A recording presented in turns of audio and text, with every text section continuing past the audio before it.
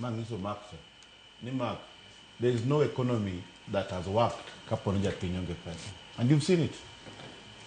Joka wacho ni koro ok ginya kata nyuol koro kapo ni ok wanya bedo gi system molos mar kao pesa mang'eny kiloso go infrastructure go at the expense of the people's pockets kelo shida. To kata mna sufuria movement no ang'o mane okelo sufuria movement?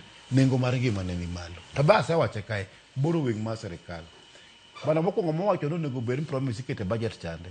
My answer is ni some of the things cannot be. Kata Ruto kawuono ka odhi Kisumu, he must now stop promising.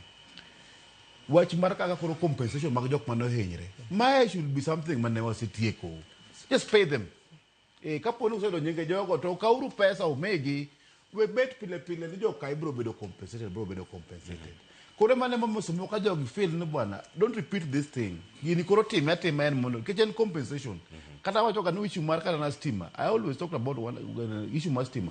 Stima oken kaka barabara minyalo to ndalo mang'eny. Stima tuwe ama to liel.